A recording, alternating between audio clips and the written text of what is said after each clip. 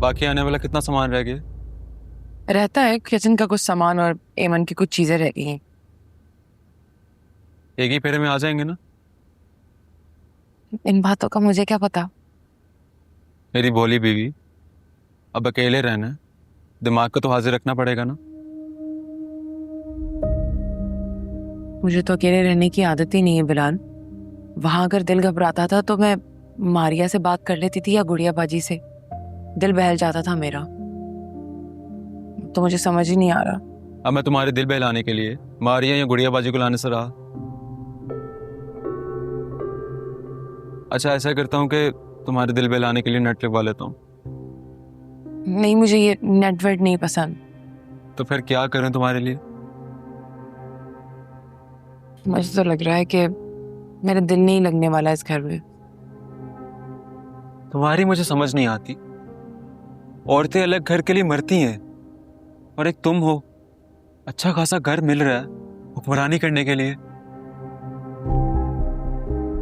खुश होने के बजाय मुंह फुलाए बैठी हो। मुंह नहीं फुला रही मैं, बस आप जानते तो हैं कि मैं कभी इस तरह से नहीं रही। अच्छा, काम समेट के घर चलते हैं। अरे भाई, यही घर है तुम्हारा, वहां कोई बिस्तर बिस्तर नहीं पड़े जहाँ जाके सोओगी? मैं गुड़िया बाजी और मारिया से मिले बिना आई हूँ। अच्छा ठीक है, कल चलेंगे ना बाकी का सामान लेने, तो मिल लेना।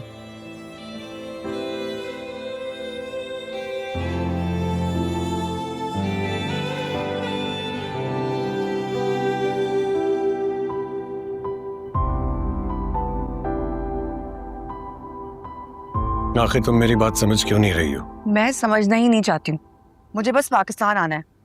अच्छी तरह जानता हूँ तुम क्यों पाकिस्तान आना चाहती हो। पप्पू को बताता हूँ तुम्हारे इरादों के बारे में। मैं नहीं डरती किसी से। मुझे जो करना होता है वो मैं करके रहती हूँ। आप बस तैयार रहिए, मैं कभी भी आकर आपको सरप्राइज कर दूंगी। देखो किंजा, मेरे में अब इतना पेशेंस नहीं है कि मैं तुम्हारे साथ फजूल की बहस कर सकूं। तुम जो करना चाहती हो कर सकती हो। बाय।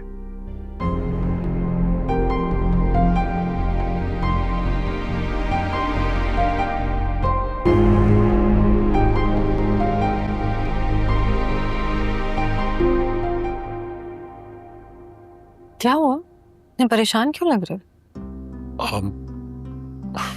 तुम मेरे साथ नहीं थी ना, इसलिए अपसेट हो गया था। तुम भी ना।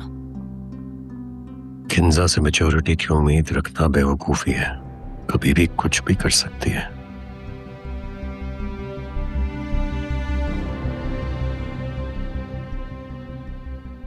इससे पहले कि यह बात मेरे हाथ से निकल जाए, मुझे साथिया को सारा सच बताना होगा।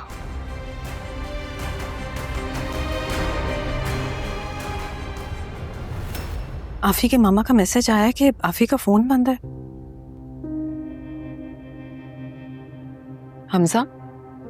हाँ सॉरी, मैंने तुम्हारी बात नहीं सुनी। क्या कह रही थी?